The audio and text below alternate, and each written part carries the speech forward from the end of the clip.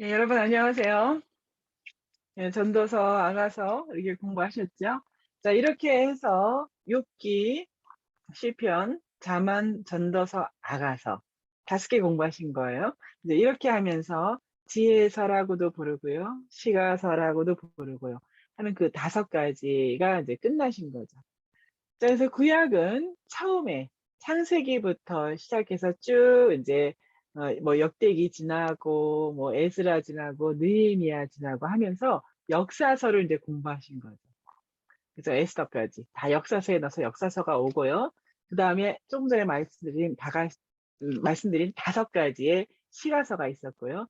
이후로는 이사야서부터 시작해서 말라기까지 예, 그렇게 어, 이제 선지서가 시작됩니다. 여러분 선지서 좋으세요? 선지서 어렵지 않으세요?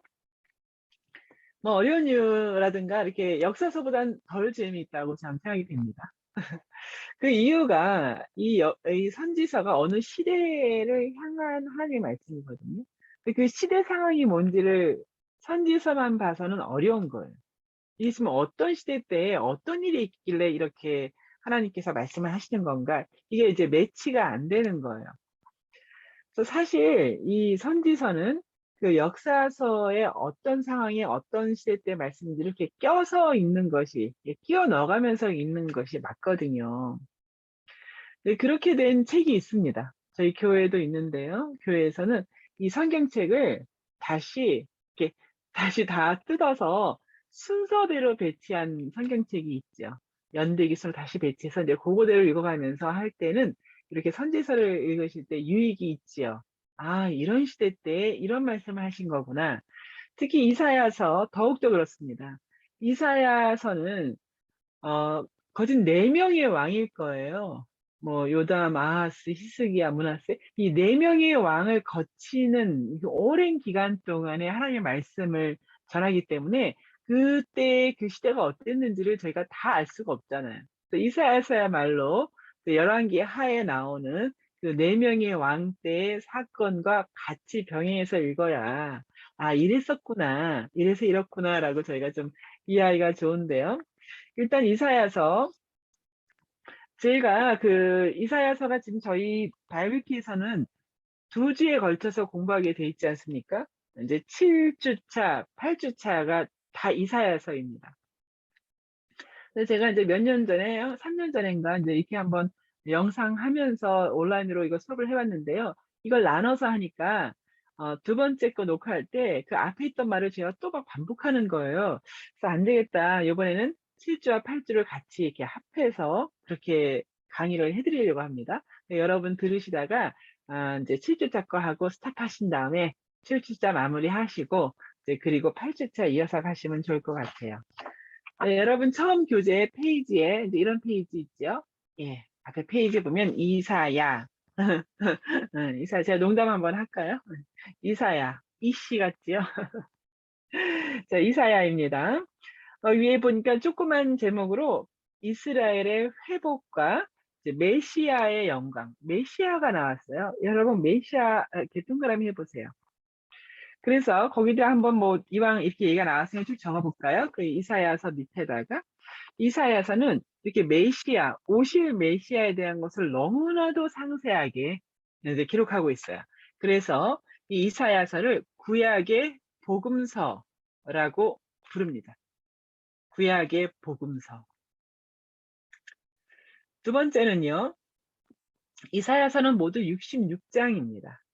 근데 66장이라고 하는 것은 이제 후대에 붙인 거죠. 이 장절은 후대에 붙인 거예요. 인쇄업자가 인쇄를 좀 더 잘하기 위해서 그동안 붙여져 왔던 것을 이제 마무리할 때에 66장으로 끝났어요.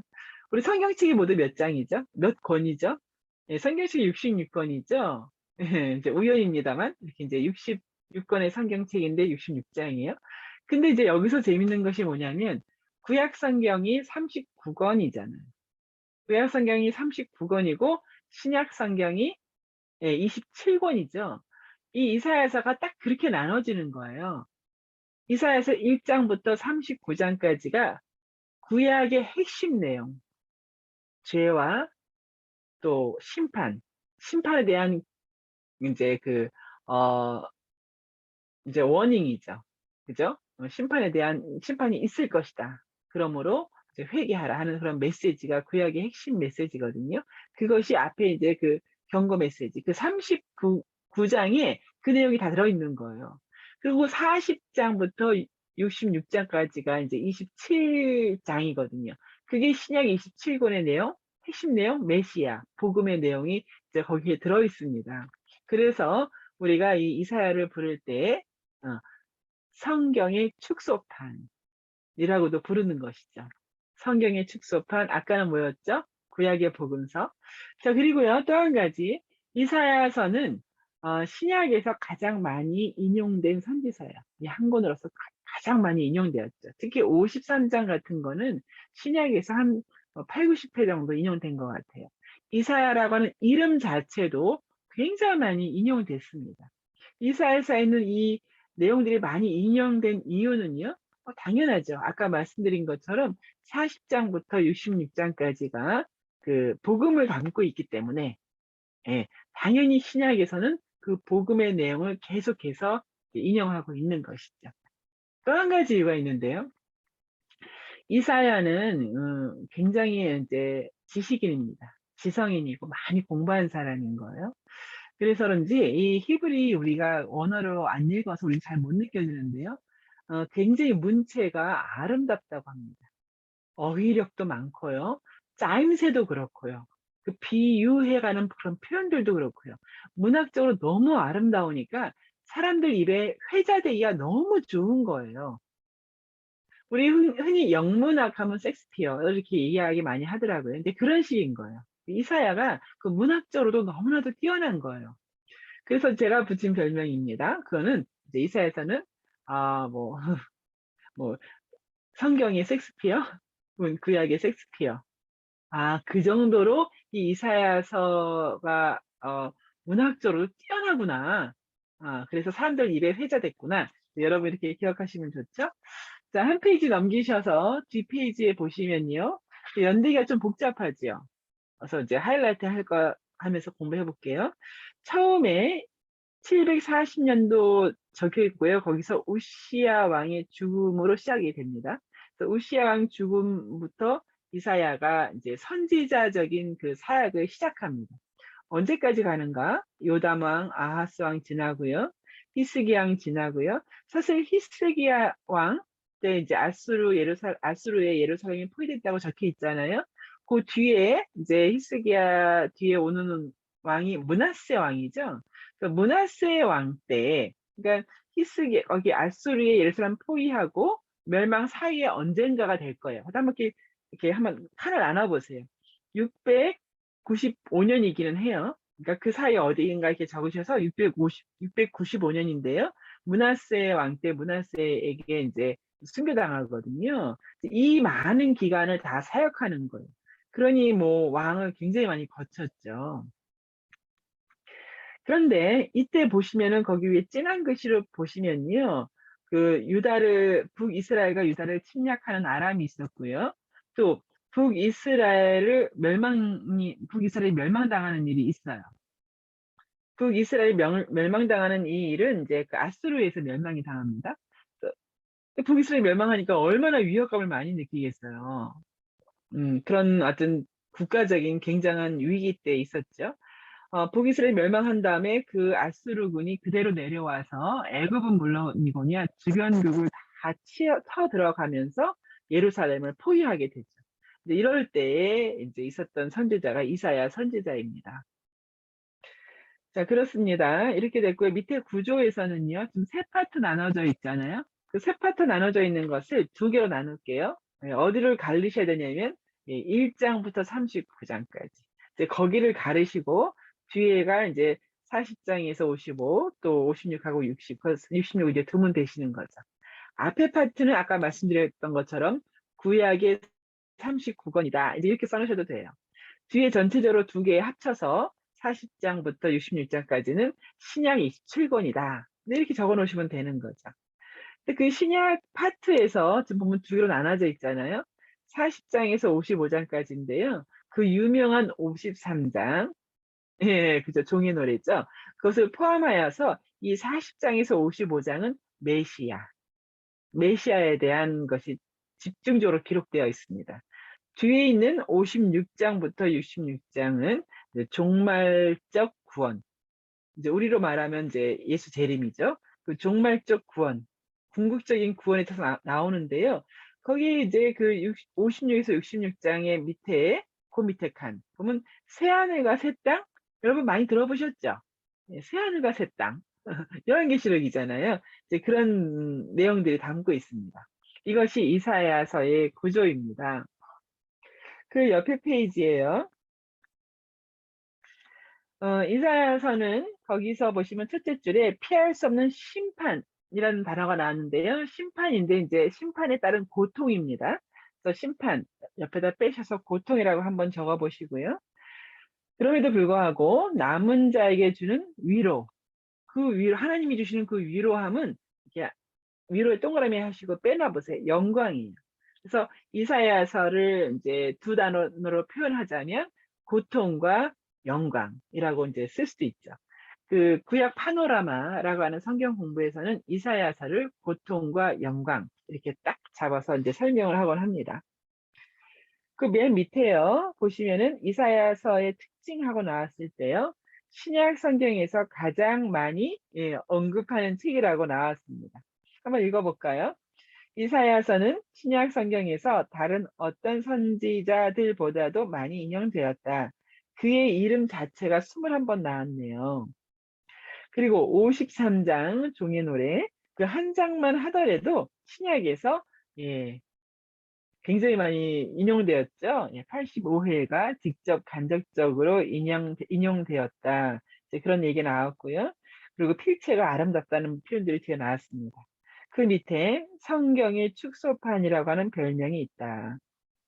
이제 거기서 이제 그것이죠. 축소판이라고 하는 것은 앞에 39, 뒤에 27, 그래서 66권 이제 그런 얘기 있었던 것이죠. 그래서 이사야서는 성경의 축소판, 구약의 복음서, 또 제가 붙인 네, 성경의 셰익스피어, 구약의 셰익스피어 이렇게 붙일 수 있습니다. 네, 곧바로 내용 들어갈게요. 168페이지 예루살렘의 심판과 회복. 자, 이것은 뭐냐면요. 예루살렘의 심판과 회복. 예루살렘이 곧 심판당할 거라는 거예요. 근데 항상 심판 메시지만 말하지 않아요. 왜냐하면 이것은 어떤 일이 일어날 것이다. 미래 일어난 일을 이야기하는 것만이 포인트가 아니기 때문이죠. 하나님이 주는 메시지는 너희를 이렇게 이런 죄로 말미암아 심판하지만 너희를 사랑하는 택한 내가 너희를 회복시킬 것이다. 이 메시지가 항상 같이 나옵니다. 그래서 심판과 회복이 같이 나올 수밖에 없죠. 핵심 구절에서 보면은 무릇 만군의 여호와, 여러분 만군의 여호와에 대해 한번 동그라미 보세요. 아까 그 아수르군이 막 쳐들어오고, 아까 제가 표현을 어떻게 했나요? 아람 북이스라엘 그 연합군이 또 남달 쳐들어오고 이렇게 되는 때였거든요. 그때 수많은 군대와 무기들로 쳐들어왔을 때 우리 여호와는 만군의 여호와다라는 거예요. 그러니까 우리 여호와는 전쟁에 능하신 분이다. 이 만군의 여호와가 선지서 전체의 이제 키워드죠. 선지서 전체의 키워드는 만군의 여호와입니다. 자, 그랬고요. 거기서 보면은 만군의 여호와의 포도원은 이스라엘 족속이다. 그래서 포도원 비유로 나가죠. 그가 기뻐하는 나무는 유다 사람이다. 그들에게 바라신 것이 있죠. 정의를 바라셨더니 도리어 포악하고, 또 그들에게 공의를 바라셨더니 도리어 고통하는 부르짖음들이 만연했다라고 이야기하는 거죠. 정의와 공의가 계속해서 반복돼서 나올 것입니다. 하나님의 나라는 정의와 공의. 예, 그렇거든요. 자, 우리 시편에서 많이 나왔었죠. 다윗이 계속해서 정의와 공의를 많이 이야기했었죠. 자, 그렇습니다. 내용은 이제 이렇게 답을 해서 가시고요. 마침 저희가 그 66권을 그 66일에 걸쳐서 매일 한 장씩 해서 요즘이죠. 요즘 이제 이렇게 계속해서 해왔지 않습니까? 그래서 참 좋습니다. 그래서 계속 해왔기 때문에 새벽 설교에 이 모든 것이 다 이렇게 한 장씩 설명이 되어 있죠. 그래서 여러분 읽으시다가 이게 도저히 뭔지 모르겠다 하실 때에는 그 새벽설교를 이렇게 보시면은 거기 나와 있습니다. 자, 그렇게 돼서 이제 나가고요. 그 다음에 그 7번 문제에서 6장 누구를 보았기에 망하게 되었다고 합니까? 이제 만군의 여호와. 만군의 여호와께서는 정의와 공의로 심판하시기 때문에 물론 그들의 적, 우리의 적 아수르도 심판하시지만 우리도 우리의 죄에 대해서도 심판하신다는 것이죠. 자, 만군의 여호와입니다. 한 페이지 넘기시고요. 그래서 예루살렘의 심판이 예언되었고요. 그 다음에 아수르에 대한 심판인데요. 두 가지 있죠. 아수르를 통한 예루살렘의 심판입니다. 그러니까 아수르가 도구라는 거죠. 도구를 사용하여서 심판하시죠. 특히 북이스라엘이 심판받아서 멸망당했죠. 그 밑에 줄에는 아수르를 향한 심판. 그들이 도구임에도 불구하고 그들을 도구로 삼아서 북이스라엘을 징계하신 것인데 그들이 너무 잔인하게 행했다라고 말씀하시죠. 그들이 너무 잔인하게, 교만하게 행하였다라고 해서 그들을 이제 심판하는 내용이 나오는 것이죠. 핵심 구절, 많이 우리 인용되는 말씀이죠. 그러므로 주께서 친히 징조를 너희에게 주실 것이라. 보라, 처녀가 잉태하여 아들을 낳을 것이요 그의 이름을 임마누엘이라 하리라. 우리 성탄 때 많이 인용하는 말씀이죠. 네, 그렇습니다. 거기 말씀에서 볼게요. 북이스라엘이 아람과 같이 연합하여서 이제 쳐들어왔을 때가 있었어요. 그때 이제 유다 왕은 아하스였습니다. 근데 아하스가 하나님보다 아수르를 더 의지했습니다. 의지한다고 하는 것은 이제 그 당시에 무슨 어떤 나라를 한다는 것은 그 나라의 신을 섬기는 거예요. 왜냐면 그 나라가 강한 나라니까 의지하는 거예요. 그럼 그 나라가 강한 것은 그 나라의 신이 강한 거예요. 하나님 보시기에 정말 패역한 그런 행위였죠. 자, 그랬습니다. 그런 이유가 나왔고요. 의지했던 것에 대해서 그 의지하는 것이 곧 우상이라고 하잖아요. 그래서 심판하시는 하나님이십니다. 그다음에 5번 문제. 이제 이 부분이 아까 그 부분입니다. 설명드렸던 거. 하나님께서 아수르를 심판의 도구로 사용하셨죠. 사용하신 후에 다시 아수르를 멸하시는 이유는 무엇인가?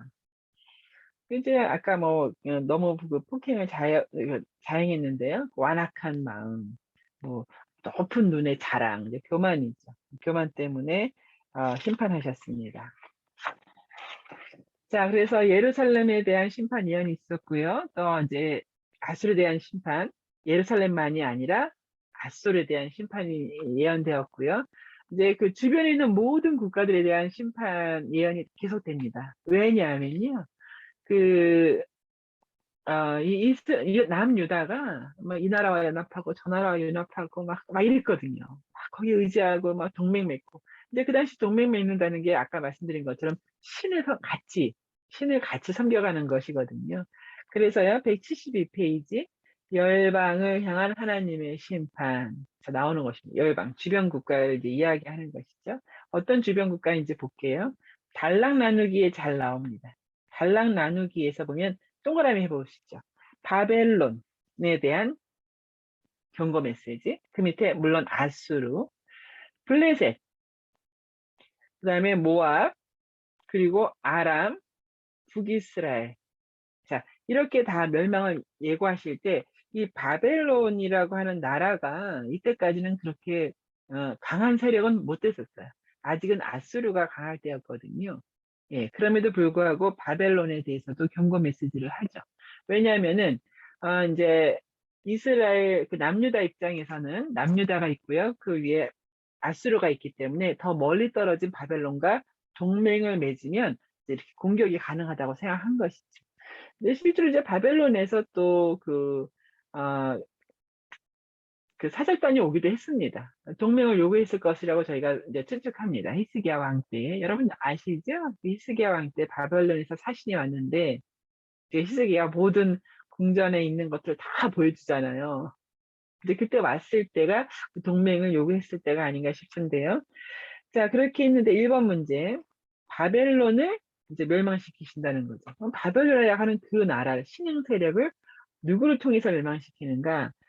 답을 제가 먼저 말씀드릴게요. 이제 메대 사람입니다. 메대 사람. 메데라고 하는 것은 저희 한국말로 메데인데요. 메소포타미아입니다. 그래서 메소포타미아 사람으로 그를 멸망시킨다. 이제 이렇게 되어 있습니다. 여기서 이제 메소포타미아인데 이제 결국 메대 사람, 메대 사람, 뭐 갈대아 사람 다 마찬가지인데요. 그 이제 고레스를 이야기하게 됩니다. 궁극적으로는. 자, 그렇게 되고요. 그래서 여러 나라에 대한 이제 심판들이 나옵니다. 한 페이지 넘기시고요. 또 다른 나라들이 계속되고 있는데요. 거기서 174페이지 단락에서 어떤 나라들에 대한 심판이 있는지 한 번 더 볼게요. 동그라미 해보세요. 구스. 구스는 지금의 에디오피아입니다. 거기다가 에디오피아라고 써두시는 게 좋겠네요. 애국, 동그라미 하시고요. 그 다음에 바벨론 아까 있었고요. 그 옆에 보니까 두마, 아라비아, 또 예루살렘에 대한 경고도 나오고요. 또 두로, 동그라미 하면 안 돼, 두로, 그리고 그 옆에 시돈. 모든 나라들에 대한 그 경고 메시지를 전하고 있습니다. 자, 이제 이렇게 동맹을 맺어갈 때, 뭐, 구스 같은 경우는 이제 그 나라가, 이제 구스라고 하는 나라가 왜 나왔냐면요. 에디오피아가 당시 그 애굽을 다 점령했어요. 굉장한 신흥 세력이죠. 예. 애굽 25왕조인가요? 거기는 에디오피아 사람들이 이제 점령했을 때 엄청난 나라니까 얼마나 이스라엘, 남유다 측에서는 동맹을 맺고 싶겠어요. 그래서 구스에서 온 사절단이 뭐, 겉으로 보기에는 엄청난 파워가 있는 것처럼 이제 보일 때 이제 그 이사야가 그들을 돌려보내라. 돌아가게 하라. 이런 메시지가 나오기도 합니다.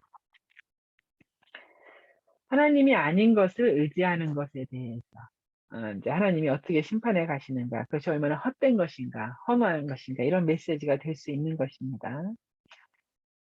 이제 그런 내용이 오른쪽 페이지 175페이지에 있죠.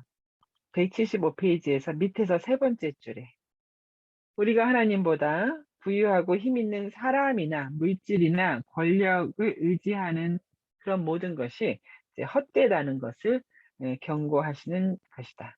그 밑에 줄에 인간적인 방법, 그건 다 인간적인 방법이다. 그런 것을 의지할 것이 아니라 죄를 회개하고 겸손하게 하나님만 바라보며 어떤 위기 속에서도 동그라미 하나님 만자가 붙었죠.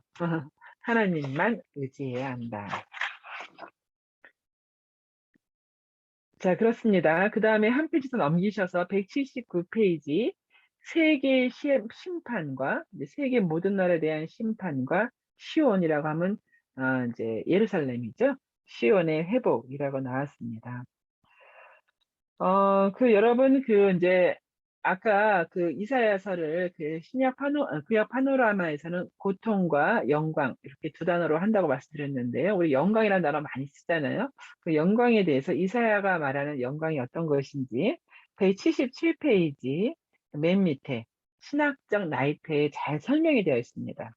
영광에 대한 것이 가장 잘 설명되어 있는 부분이라고 생각이 됩니다. 영광에 해당하는 히브리어 단어는 의외로 무겁다, 큰 비중을 차지한다라는 의미가 포함되어 있습니다. 여러분 거기 큰 비중이라는 단어에다가 한번 동그라미 해보세요. 성막을 지을 때도 그랬고요. 그전에도 모세가 하나님의 영광을 표현했던 그 표현 방법이 있는데요. 무슨 구름인데요. 무슨 구름이죠? 빽빽한 구름. 빽빽한 구름. 빽빽한 구름. 무게가 느껴지시죠? 예. 밀도가 아주 높은 구름. 빽빽한 구름. 그것이 하나님의 영광입니다. 우리 중에도 빽빽한 구름으로 영광으로 이제 임하시죠. 그러면 그 밀도가 다른 거예요. 너무 이질적인 거예요. 우리 이렇게 컵에도 밀도가 다른 두 액체를 넣으면 섞이지 않잖아요. 밀도가 달라서.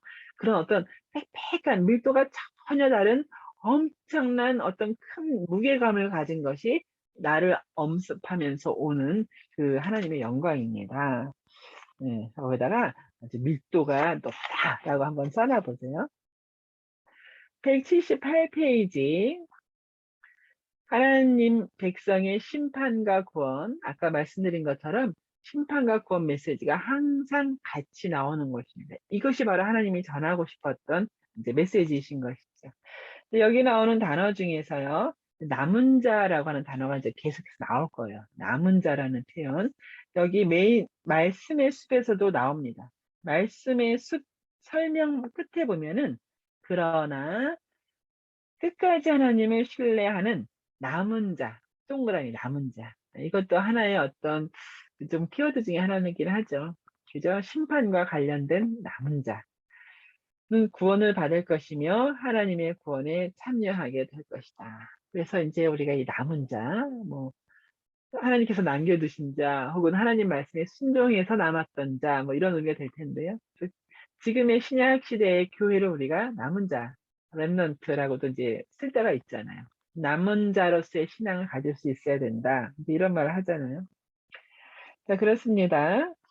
그 다음에요, 그 오른쪽 페이지에 또 한번 그 신학적 나이트 한 번 더 볼게요. 거기 의라고 하는 단어에 대한 설명이 좀 나왔거든요.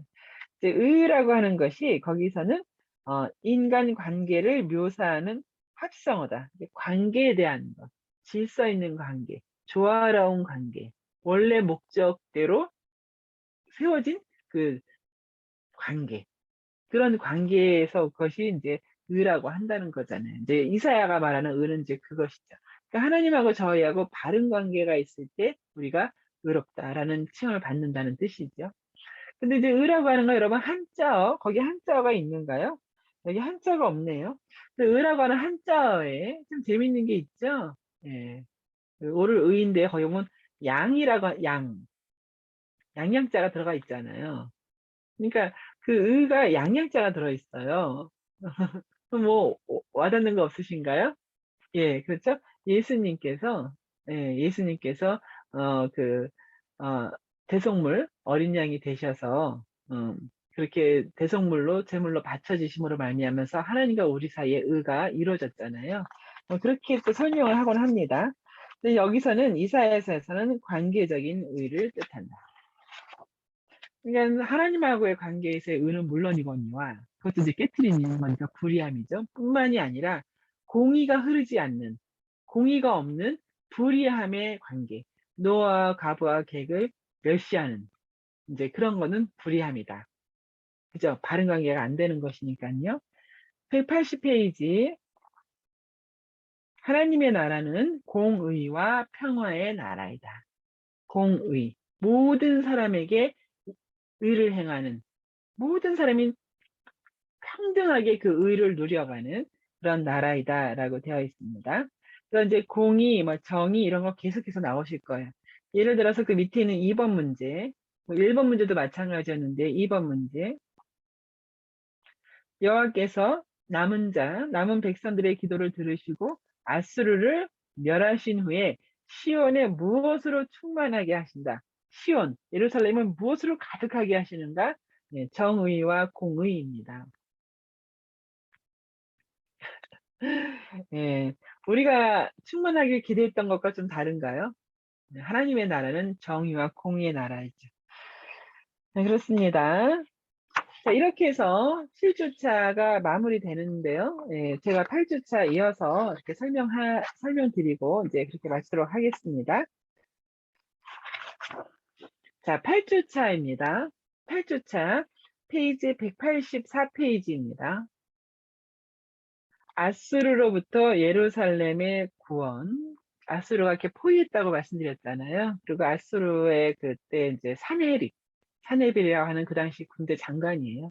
군대 장관이 이제 갖고 와요. 그것을 이제 편지를 갖고 와서 그 히스기야가 말하는 그런 너네들의 여호와의 신 믿지도 말아라. 이걸 갖다가 그 비방하는 글을 뭘로 읽었냐면 그 당시 히브리 사람들이 알아들을 수 있는 말로 히브리 말로 다 외친 거예요. 그러니까 그 히스기야가 보낸 그 사신들이 그 앞에 나간 사람들이 너네 그렇게 히브리 말로 말하지 마라. 그냥 너네 나라 말로 해라. 우리가 다 알아들을 수 있다. 너네 나라 말로 해라. 해도 모든 백성들을 동요시키기 위하여서 그렇게 이제 말했던 장면 기억나시죠? 네, 그 상황입니다. 제가 그 사네립은 이제 왕이었고요. 이제 랍사기죠. 1번 문제. 아수르 왕, 사네립이죠. 아수르 왕의 사신 랍사게가 예루살렘 백성에게 누가 예루살렘을 아수르 왕의 손에서 건져내지 못할 것이다. 당연히 이제 여호와죠. 여호와는 너희가 믿는 여호와, 히스기야 왕이 말하는 여호와는 우리 손에서 너희를 구원하지 못한다. 이제 이렇게 말을 하는 것이죠. 자, 그랬습니다. 그래서 이 상황에서 이제 하나님께서 말씀하시는데 그 편지를 갖고 히스기야가 이제 여호와 앞에 가자는 굵은 베옷을 입고 무릎 꿇고 이제 여호와 하나님께 이 모든 비방에 여호와의 이름이 회방을 받는 것을 이제 보시옵소서 이제 이렇게 하는 장면이 있죠. 3번 문제. 하나님께서 히스기야의 기도를 들으시고 이사야 선지자를 통해서 아수르 왕과 예루살렘에 대해 예언하신 것은 각각 무엇입니까? 라고 해서 쓰시는 거죠. 이제 결국 이제 아수르 왕을 치실 것이고 이제 예루살렘은 구원하실 것이다. 이런 내용이 될 것이잖아요. 이제 그런 것을 쓰시면 되죠. 근데 실제로 그 아수르 왕, 그 아수르가 이제 예루살렘을 포위하는 게 한 두 번인가? 근데 이렇게 돼요. 근데 이상하게 그 마지막 그 포위했을 때, 아까 그 편지 그렇게 있었을 때, 어, 어느 한날에 그들의 모든 군사가 그냥 나가보니 다 죽어 있는 거예요. 아수르 군인들이요. 죽어 있고, 이제 랍사게는 이제 사네립에게 돌아가고, 사네립이 그때 자기 본국으로 급하게 회군합니다. 급하게 돌아갔고요. 그리고 그 사네립이 자기가 모시는 신전에 가서 경배할 때 그의 두 아들에게 살해를 당하죠. 그 두 아들은 어쩐 일인지 자기 아버지 사내립을 살인하고 도망갔죠. 그리고 다른 아들이 이제 왕이 되는데요.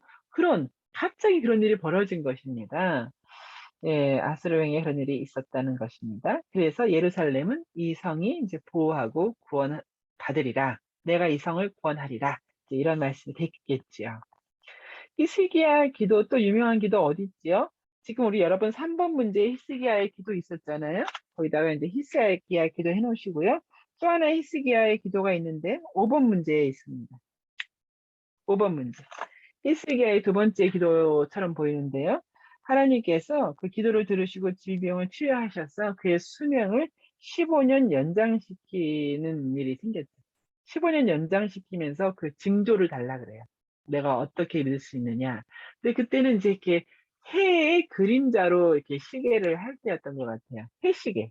네. 근데 그 해시계가 이렇게 가는 방향이 있을 거 아니에요? 해시계 가는 방향대로 시간을 봐야 되는데 그것이 뒤로 물러간다는 것은 이건 좀 가던 태양이 이제 거꾸로 가는 것처럼 보이는 거잖아요. 근데 해시계를 10도 뒤로 물리는 것이 증표가 될 것이다. 그래서 그 유명한 그 해시계 나갔던 방향에서 해그림자가 뒤로 이제 10도 물러가는 그것이 생깁니다. 그래서 히스기야가 기도하고 15년을 이제 났죠.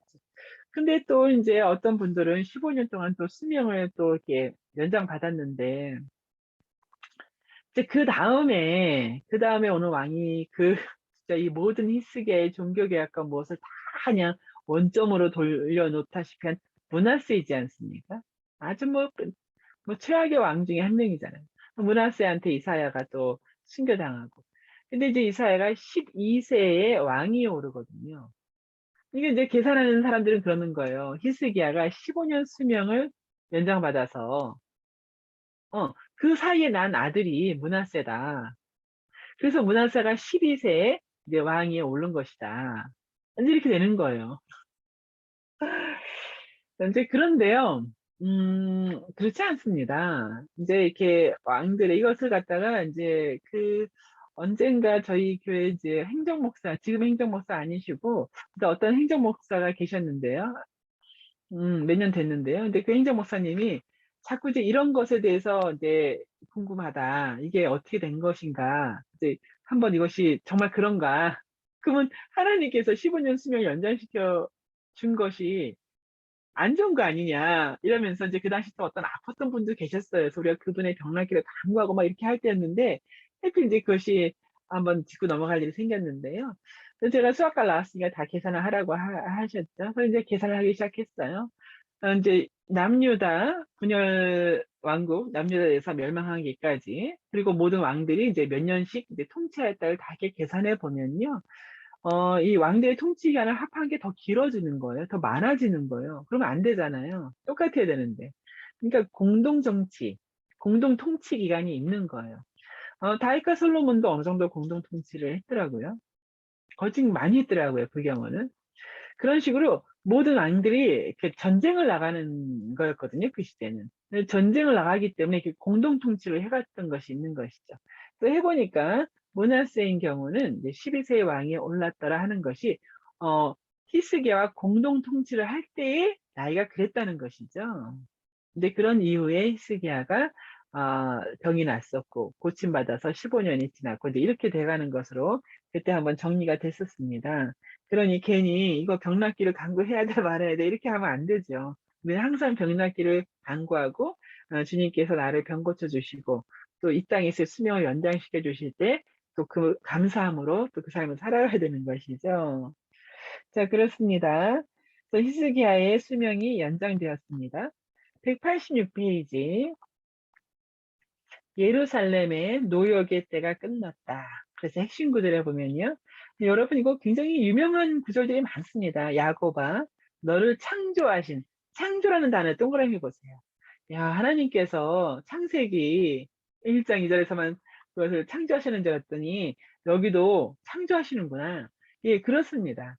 하나님께서 하나님의 백성을 창조하신 거죠. 또 새 영을 넣으셔서 교회를 창조하신 거예요. 새로운 피조물이죠. 너희를 창조하시는 하나님께서 지금 말씀하시느니라. 이스라엘아, 너를 지으신 이가 말씀하시느니라. 너는 두려워하지 말라. 자, 그 다음 하이라이트. 내가 너를 구속하였고, 내가 너를 지명하여 불렀나니 너는 내 것이라. 아주 유명한 구절이죠. 이런 찬양도 있었던 것 같아요. 근데 여러분 이사야서 쭉 읽으시면요, 이거 나 아는 건데, 이거 신약에서 많이 봤는데 하는 게 뭐 굉장히 많이 나옵니다. 자, 이것도 하나 그 중에 하나였습니다. 내가 너를 지명하여 불렀나니 너는 내 것이라. 자, 이렇게 하나님께서 지명하여 부르시고 소유 삼으실 때 우리가 한 건 아무것도 없어요. 우리가 뭘 해서 우리가 뭔가를 했기 때문에 나를 지명하시고 불렀고 소유 삼으신 게 아닌 것이죠. 저는 아무 공로가 없는 거예요. 아무 공로가 없이 구원을 제게 베푸신 거죠. 따라서 살아가면서 공로가 없어요. 무공로. 공로가 전혀 없어요. 무공로라고 해서 그 구원을 잃지도 않는다는 것이죠. 예, 그렇습니다. 자, 그렇게 됐고요. 또 이렇게 쭉 보시면 한 페이지 넘기실게요. 188페이지. 거기 엄청난 이름이 나왔죠? 고레스. 고레스. 아직 있지도 않은 몇백 년 후의 왕이죠. 페르시아의 시조입니다. 페르시아를 세운 왕, 고레스입니다. 그 고레스 이름이 나오네요. 그죠? 그 고레스를 통한 하나님의 구원, 핵심 구절, 고레스에 대하여 이르기를 내 목자라. 그가 나의 모든 기쁨을 성취하리라 하며 예루살렘에 대하여 이르기를 중건되리라. 하며 성전에 대하여는 내 기초가 놓여지리라 하는 이 말씀이 그대로 이루어지지요. 예, 예, 예. 성전 기초가 놓여지잖아요. 무엇을 이야기하는 거죠? 바벨론에 의하여서 남유다가 3번 공격받으면서, 사실 4번이에요. 공격받으면서 포로로 끌려가고, 왕도 끌려가고, 그때 그 유명한 다니엘도 끌려가고, 에스겔도 끌려가고, 계속 끌려갔지 않습니까? 그래서 바벨론 땅에서 70년 세월을 보내죠. 그런 다음에 그 바벨론이 멸망당하는 거예요. 그 바벨론이 멸망당할 때 그 마지막 왕이 벨사살로 제가 기억하고 있는데요. 그 벨사살 그 막 연회장치에서 어떤 손가락 나타나가지고 막 뭐라 쓰잖아요. 근데 그 사건인 거죠. 그런 이후에 그때에 이 고레스, 그 당시는 메데, 메데하고 메소포타미아 연합국이었는데요. 쳐들어온 것이죠. 쳐들어와가지고 이 엄청난 바벨론이 하루아침에 몰살당합니다. 그 철옹성이라고 하죠. 네, 철옹성. 난공불락의 성이요. 네, 무너져 버려요. 뭐, 이상한 거죠. 어떻게 저렇게 무너졌냐는 거죠.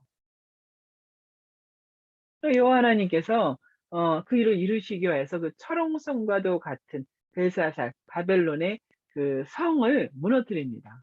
그런데 이제 그것을 또 조사해 보면 어떤 일이 있었냐면요. 이제 물 홍수가 나요.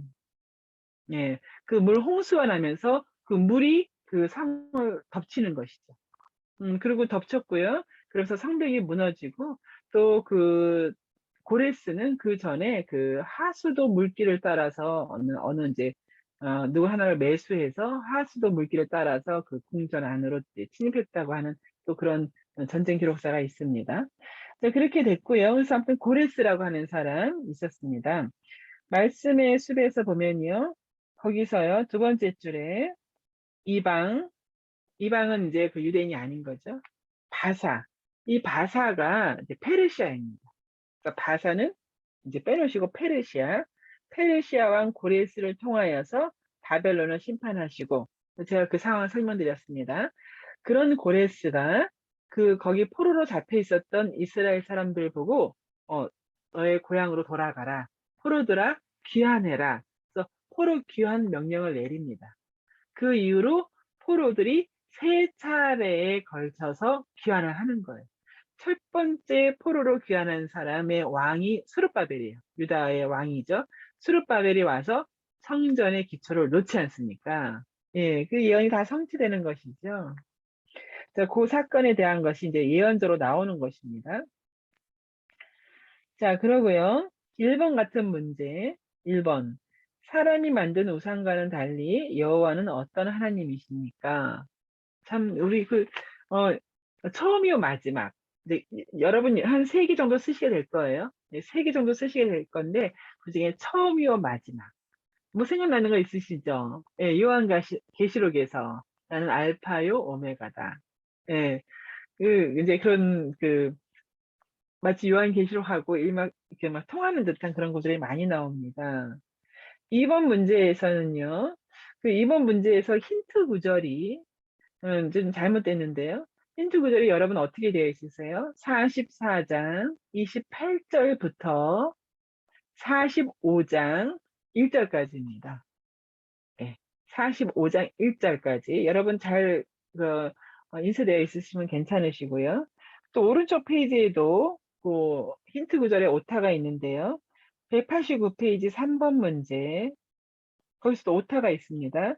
3번 문제 힌트 구절이 45장 20절에서 22절입니다. 45장 20에서 22절. 자, 그래서 고레스를 통한 구원이 나왔고요. 190페이지. 고레스를 통한 구원도 부분적인 구원이죠. 여호와의 종을 통한 시온의 회복.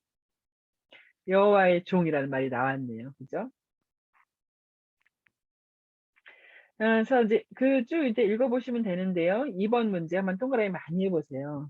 2번 문제도 그 답을 찾느라고 읽어보시면, 이거 많이 듣던 말씀인데 하고 나올 거예요. 여인이 어찌 그 젖먹는 자식을 잊겠으며, 자기 태에서 난 아들을 긍휼히 여기지 않겠느냐. 내가 너를 내 손바닥에 기록하였다. 이런 부분입니다. 이제 4번 문제에서 보시면요. 여호와께 깨우침을 받은 여호와의 종. 하이라이트 해보세요. 여호와의 종. 자, 그렇게 여호와의 종이라는 표현들이 이제 계속해서 나올 것입니다. 말씀과 삶에서 보면요. 그 여호와의 종의 사역을 누가 완성하는가? 사람으로서 완성할 수 없다는 것이죠. 예수님께서 여호와의 종의 사역을 완성하시더라. 그래서 예수님께서 자주 하시는 말씀이 있잖아요. 그죠? 성경을 이루려 하심이라. 우리가 이렇게 함으로써 성경을 이루려 하심이라. 우리가 그렇게 하지 않으면 어떻게 성경 말씀이 이루어지겠느냐. 이런 얘기 많이 하시죠. 사역을 완성하러 오신 분이신 것이죠. 자, 그 다음에요. 192페이지. 그 여호와의 종의 사역의 완성이 이제 십자가였지 않습니까? 핵심 구절에 나와 있네요. 그 십자가 사건이. 그가 찔림은 우리의 허물 때문이요. 그가 상함은 우리의 죄악 때문이라.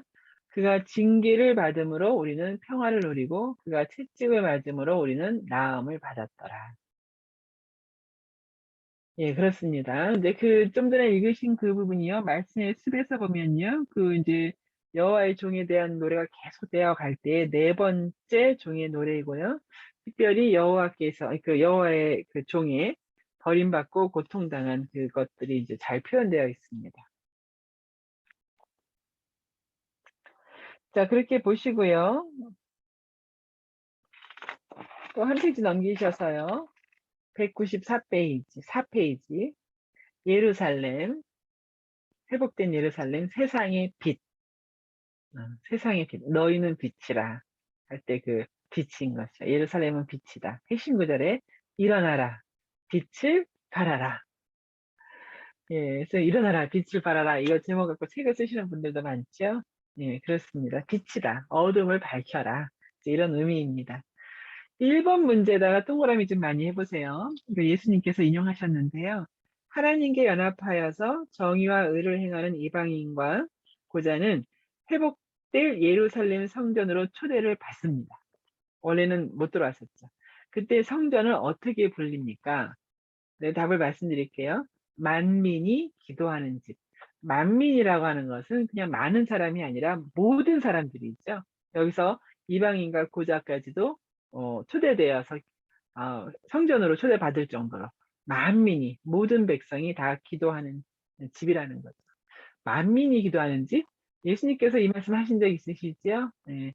우리 흔히 그 성전 청결 사건이라고 하잖아요. 거기서 막그 하나님께 드릴 제물을 파는 그런 뭐 이렇게 막 시장 같은 이제 그런 것이 형성되었을 때 예수님께서 막 상을 엎으신 것 같아요. 다 쫓아버리고 그렇게 하셨던 것 같아요. 예수님 마지막 사역 일주일, 마지막 사역 일주일에 이제 예루살렘 입성한 이후에 있었던 일인 것을 알고 있습니다. 그러면서 하시는 말씀이 이제 이 이사야 말씀을 하는 거죠. 만민의 집이라 일컬음을 받을 것을 도적의 소굴로 만들었다 이런 얘기 했잖아요. 근데 이제 그것이 왜 이렇게 되냐면요. 여기가 같이 맞물려서 가야 되거든요. 근데 여기서는 그 이방인과 고자가 회복될 예루살렘에 이제 올 것이다 하는데요. 이제 실제로 예수님 시대 때의 그 성전에도 그 이방인들이 들어올 수 있는 뜰이 있었어요. 뜰. 이방인들이 들어올 수 있어요. 그 뜰을 우리가 이방인의 뜰이라 그래요. 그러니까 그 이방인의 뜰, 여기 이사야서 하면 그 이방인의 뜰로 혹은 그 안으로 다 들어와서 만민이 기도하게 하는 것으로의 회복을 말씀하셨는데 예수님 당시에는 그 이방인의 뜰을 완전히 그 예수님 표현으로는 도적의 소굴, 도적떼들의 소굴, 완전히 장사하는 사람들로 가득 차게 만들어버린 거예요. 이것은 이사야서와 이렇게 비교해 볼 때 안 되는 거잖아요. 하나님의 뜻이 아닌 거죠.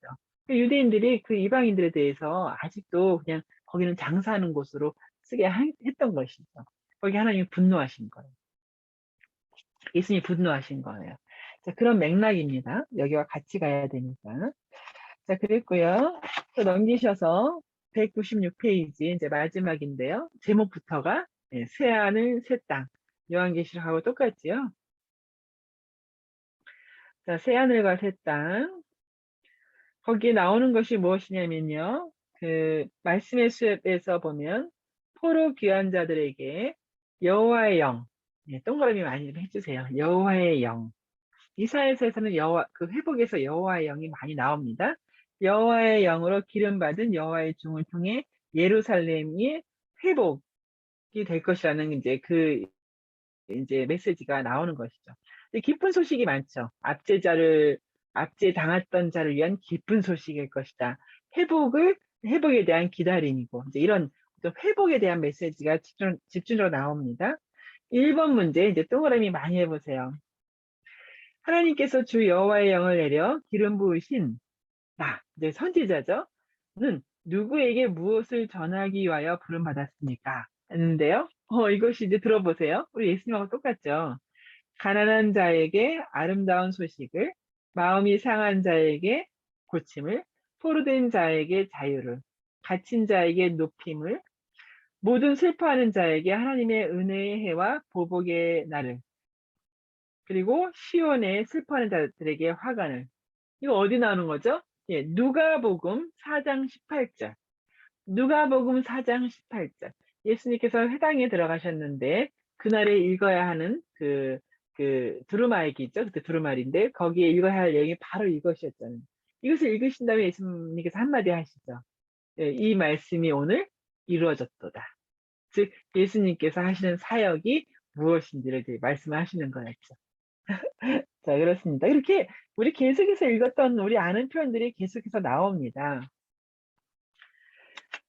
뭐 이사야서 우리가 한 번에 다 이것이 공부해서 되기는 어려운데요. 이사야서 일단 제가 뭐 하나 좀 그림 보여드리고요. 이제 이것도 제가 PPT에 넣어드릴게요. 예, 이제 이런 그림이 있습니다. 지금 지금 화면 작으시죠? 근데 이제 여기 보면요, 여기 이사야는 고통과 영광, 그 다음에 우리 이제 예레미야 볼 거잖아요. 예레미야는 썩은 띠. 이렇게 해서 선지사마다 이렇게 하나하나 어떤 그림으로서 이렇게 표현을 해놓은 거예요. 이 선지사의 핵심 메시지가 그거였지라고 알게 되어 있는 거죠. 이거 우리 그 구약 파노라마에서 쓰는 건데요. 제가 한번 모아봤습니다. 이건 제가 카톡에다 올려드리도록 할게요. 이사야서, 이사야는 히브리 문학에서 섹스피어와도 같다. 제가 아까 말씀드렸죠. 예, 그리고 많이 인용되었다는 거예요. 문체도 아름답고 복음의 내용도 들어있고 해서 신약 성경은 다른 모든 선지서를 합친 것보다 더 많이 이사야를 인용했죠. 물론 길어서 그렇기도 합니다. 기니까 이사야서가 워낙 기니까 내용이 많다는 거지만 제일 긴 거는 또 예레미야거든요. 예레미야여서 이제 물론 길어서도 뭐 그 얘기도 맞습니다. 자, 그런 이사야서고요.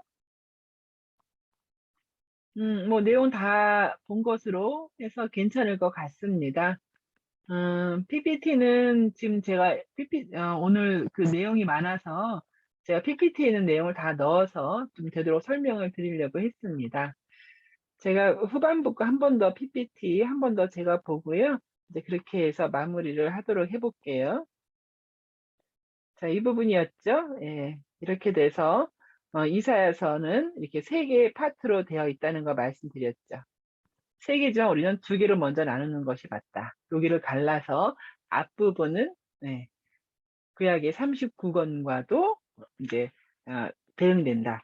그리고 뒤에 있는 이게 모두 27장이 되는 거잖아요. 27장인데 특별히 가운데는 메시아, 뒤에는 새하늘과 새 땅이라고 하는 회복, 이렇게 보는 것이 좋다고 말씀을 드렸죠.